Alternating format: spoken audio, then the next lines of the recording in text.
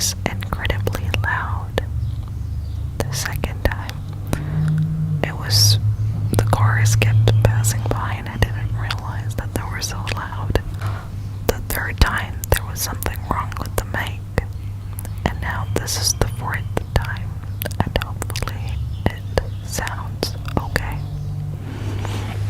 You know what? It's actually this material. It makes a lot of weird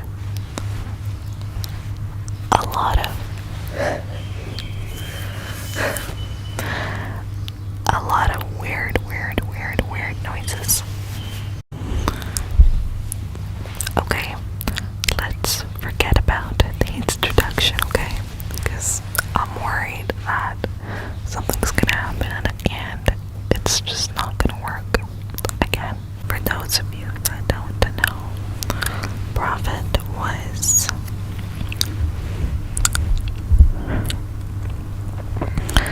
guys, my mind is so empty. I really wanna talk about the learning that I've done for Surah Yasin, but I am really exhausted. I have been working all day and I don't want to come out here and give that same energy, you know, like I don't want that, but okay, let me try to collect my thoughts. So, Surah Yasin, Ayat 1, Yasin. Imagine that you are learning a new language. What is the first thing that one is most likely to learn? The alphabets, the sounds the alphabets make, and then how to sort of put those sounds together into sentences to create words and meanings, right? And let's say that you were to hear somebody, let's say, I don't know, I'm thinking of an example. Let's say that you hear a sound and that person tells you, listen, this sound is actually the sound of an alphabet in this, an X language. For you, a person that does not speak that language will not care at all what the sound is, because it doesn't hold any meaning for you. You don't even understand it. It has no meaning, no value, nothing for you. That is the state of our messenger. In Islam, we believe in many prophets. Some same prophets that the Bible and the Torah share. And in fact, as Muslims, we recognize that the Bible, the Torah, and the Injil were in fact sent down by the Creator. And the messenger in Islam, the last messenger, is Muhammad alayhi salam. He was an orphan. He lived with his uncle, who was known as the most honest person in his community, or the Quraysh, the tribes at the time.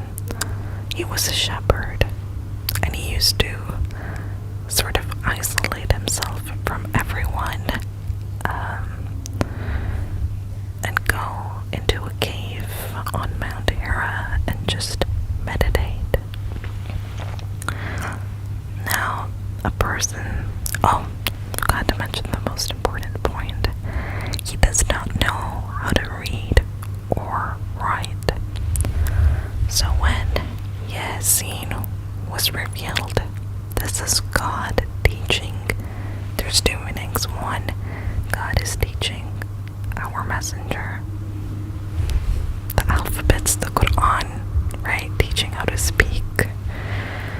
And number two, it is a sign those who are willing to listen. How can a man that does not know how to read or write produce these letters? I know for modern Muslims or modern listeners in our contemporary times, this may hold of less value, but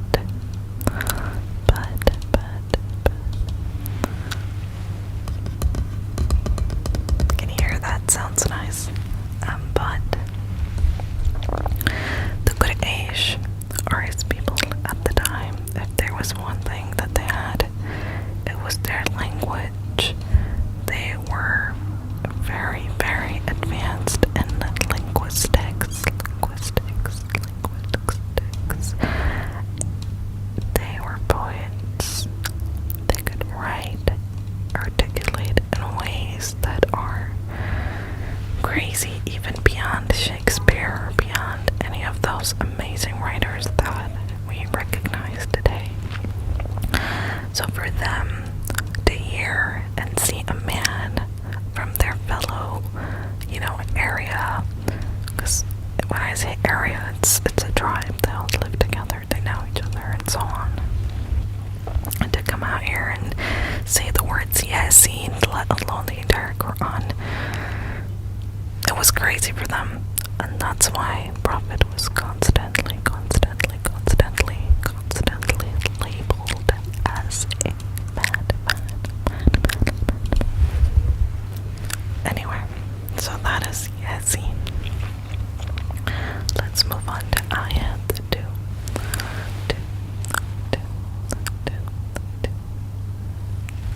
Ayat 2. So, Yasin والقرآن الحكيم والقرآن الحكيم. I swear by the Hakim Quran.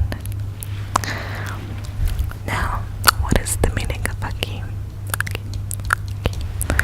There's 1, 2, 3 meanings of Hakim. How many? 1, 2, 3 meanings of Hakim.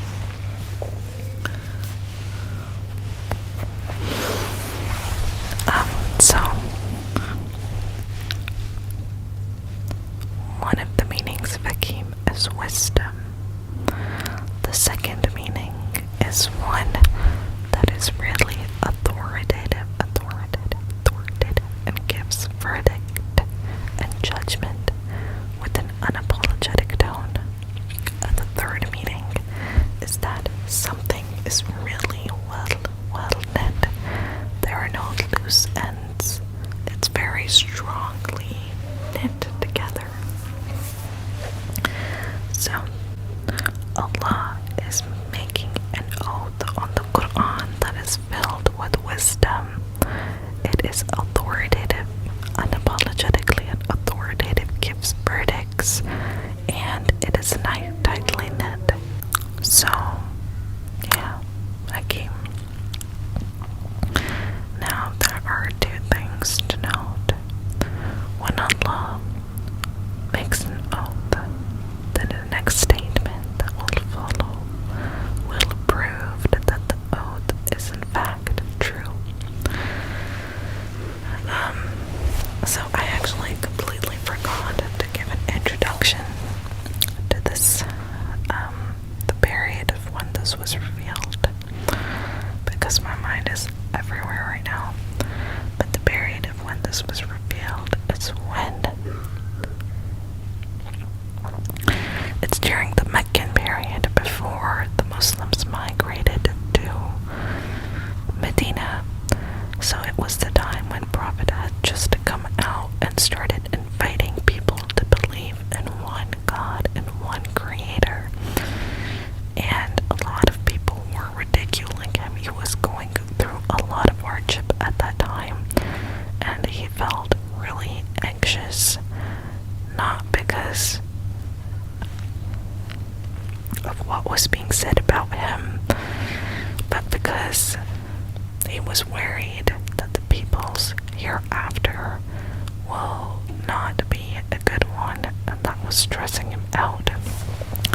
So Surah Yasin, the first 3-4 verses are God talking directly to Prophet and advising him and consoling him.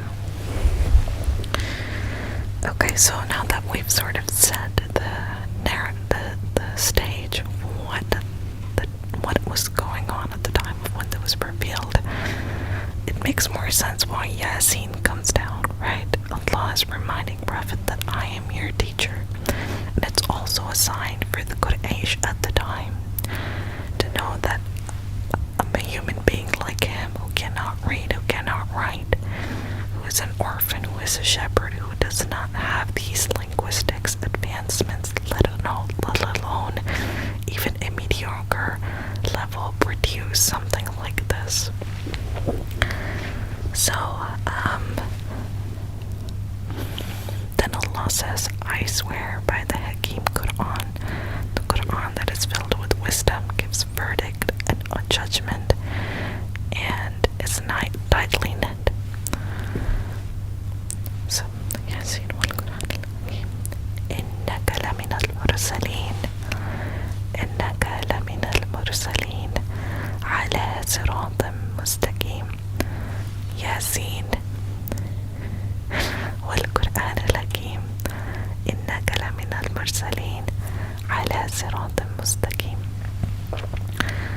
Indeed, third verse, indeed, there is no doubt that you are among those who have been chosen, among those messengers who have been chosen.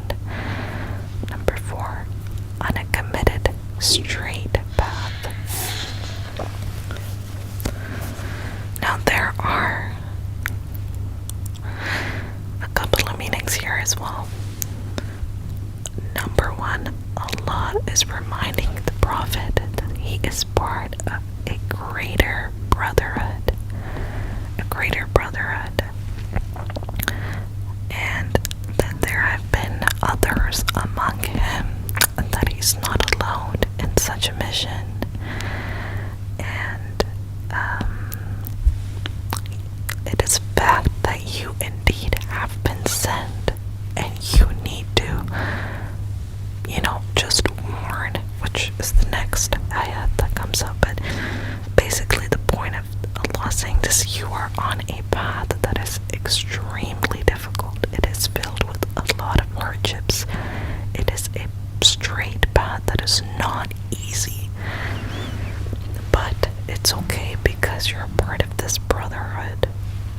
So that is the message for the Prophet. But what about the Quraysh at the time? For them, it's kind of like saying, this is the same messenger that you are ridiculing, that you are not believing, that you have suddenly changed your entire narrative about, and he still keeps coming back, right? He doesn't back down. He keeps continuing to invite you towards the belief in one God. There is absolutely no way that he himself would choose this for himself. Indeed, he is among those who has been sent. And that proves his oath, because the oath Allah made was that he swears on the Hakim Quran. Now remember how I earlier mentioned that when Allah makes an oath of something, the next statement that is produced is evidence of the oath, that the oath in fact is true. Now how do we know that the Quran is in fact Hakim? Well, we know that no normal person would want to put themselves into such hardship purposefully.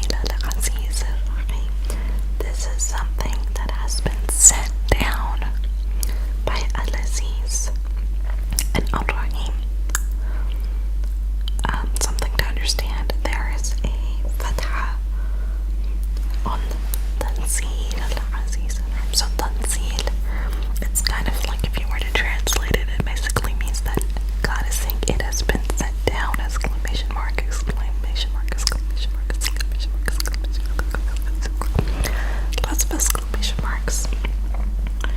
So it has come from a place that nobody has access to. It is beyond our reach.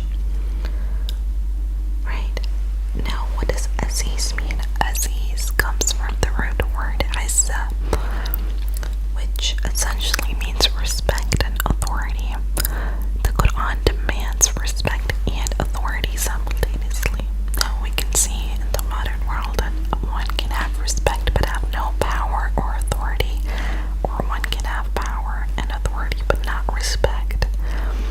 A modern, very, very new modern example to give is what's going on in Pakistan right now. Imran Khan is respected by the people of Pakistan, at least the majority.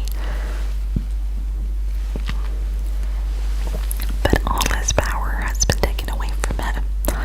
Meanwhile, the current Prime Minister of Pakistan has all the power but zero respect.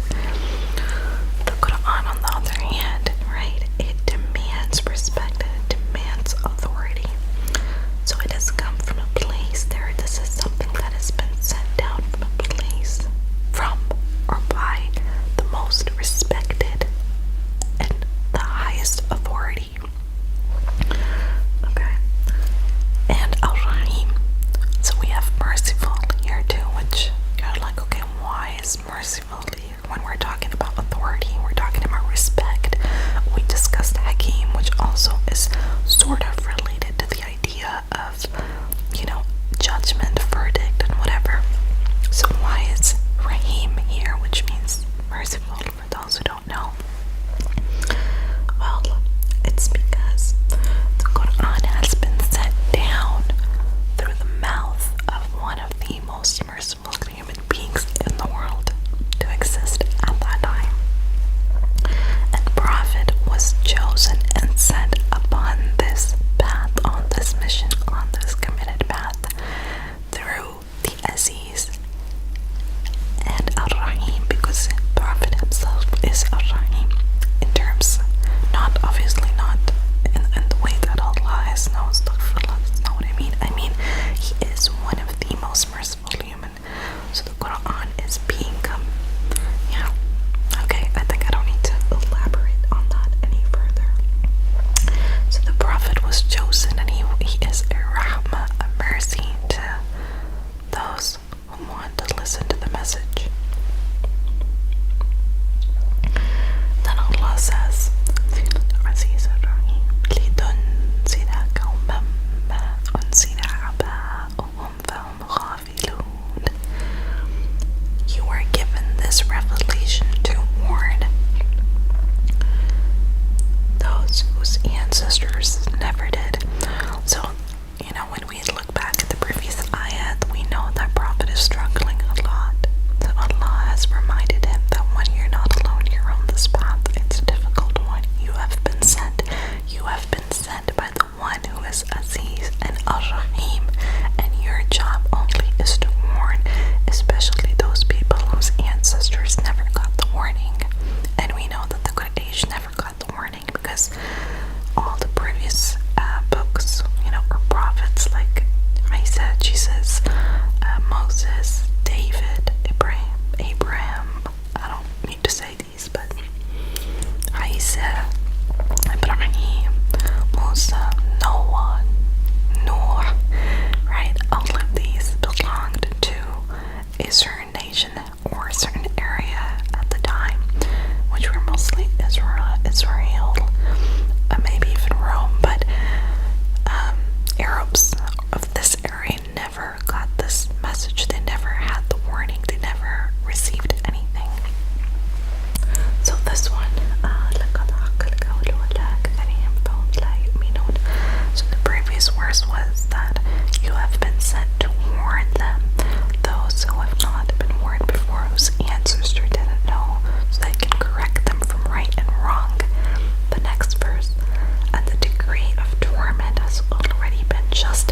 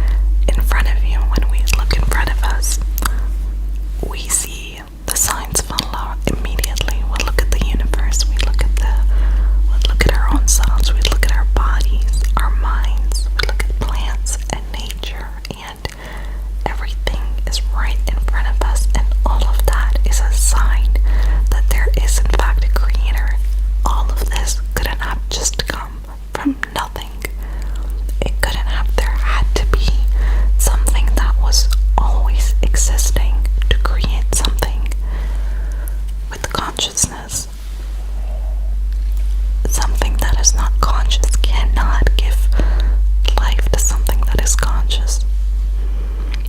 Right? So that is blocked by Allah. And that's interesting because a lot of times we can see that two people can be presented with the exact same information, but their interpretation of that information can differ. And that's why we have atheists, that's why we have agnostics, that's why we have believers. I love science, and sometimes people think that, and I had a friend once who learned that I was a Muslim, and he told me, but you're so smart, how can you be a Muslim? I was like, what do you even mean, bruh? He's like, oh, you know, you're very intelligent and you seem to know your stuff around, so how could you possibly believe in God? And it was just funny because, I don't know, I love science and I love reading. I love anything, you know, sociology, psychology, these are some of my favorite subjects, and in the end, all of that just leads me towards, or rather strengthens my conclusion that God is real, and that there is in fact a creator. But for others, it could have the opposite effect, right?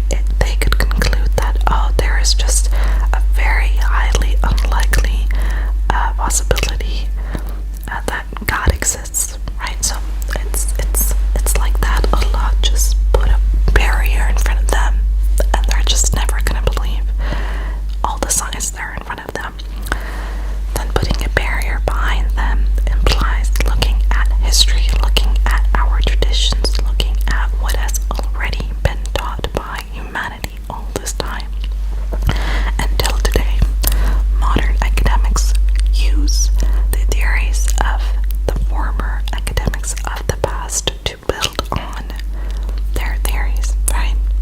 And that applies for literally any field, from mathematics to science to psychology. Like Sigmund Freud, bro, like this guy, my God, his work is being taught in literally the entire world, I want to say, which is crazy, right? But so the past matters. The knowledge that we gain from the past matters. It is significant, but then Allah blocks that for them too. In any ways, the Arabs never received any warning, as we discussed earlier. So that's also blocked away. And then finally, above you implies that the Quran itself, the message of the Quran, will never reach your heart. That's it.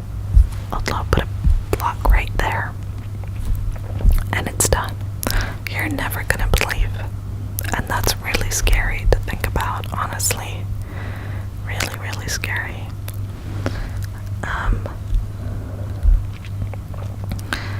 You know, I've heard people say that the Quran is really rude, it's really cruel, it's really savage, and we don't want to believe in a God like this that is so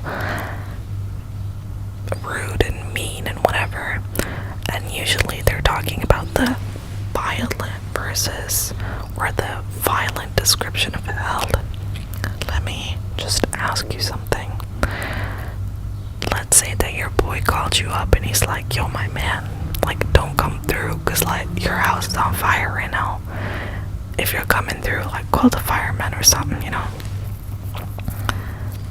Obviously, you are not going to enter the house, and you're going to thank your friend that your friend called you up and warned you that your house is in trouble and that you should avoid, you know, going back home.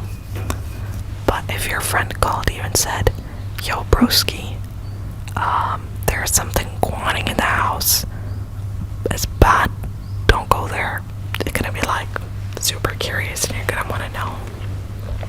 You're gonna want to know, like, what the hell is he talking about, right? I mean, I would, probably. I don't know about you. So, why can't we apply a similar logic when it comes to the Quran? Allah is warning us. He's telling us, look, bro, like, stuff for Allah, not bro, but look, this is what is gonna happen. And this is a descriptive understanding for you to realize how truly painful it is. But in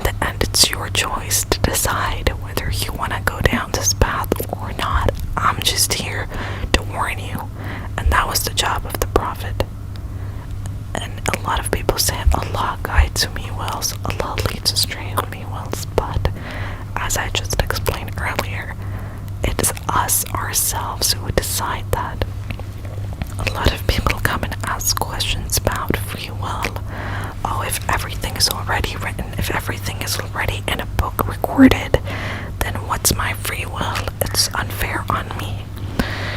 But that's not how it works. Allah commands things from us, and of course nothing happens without the will and the knowledge of Allah, and Allah already knows our future, the future of this universe. Allah has all the knowledge, right? He has no beginning, he has no end. He is nothing like his creation. But we make a certain decision, and Allah uses that will to allow this decision to take place. So these chains on our neck, right, we put them there. And by the way, it doesn't, a lot of people assume that these type of verses only apply to the one that does not believe, who's an atheist, for instance. But it's important to know that Allah also says, do you think that you can just say you believe with your tongue and that would be enough? No, you will be tested, and the one who is, and the hypocrite among you will be brought forward. That's deep, bro. That's mad deep, because you gotta think about it sometimes. Like, how many times are we slave to our desires? Really, I think I'm a slave right now to work, fam. I am probably the best slave right now at my company, at my bank. We get lost, we get distracted, we get so caught up in all of these, irrelevant things. I'm not saying work is irrelevant, work is not irrelevant, but there should be a balance in life, and I think that it's easy to sort of lose that and get lost in that. Anyway, so that was a gist of the first few ayat of Surah Yasin, which I really didn't explain that well because this is the 4th time that I'm doing the video and I am tired of it, but hopefully, you can think about the verses yourself. Use your brain a little bit, goddamn. I'm sorry. I'm hungry now. This looks so weird. Like, it looks like I'm like this, but I'm not. Actually, I'm sitting straight, but I don't know. The way it's just like falling. Wish it was like that. That looks more normal. But then again, I don't care because you can't see me. You don't know what I look like. No, I'm joking. By the way, guys, I don't actually wear the niqab in person. The niqab. I wear the hijab, of course, but not the niqab. But I don't want to be known online. It's kind of weird, I feel. Okay.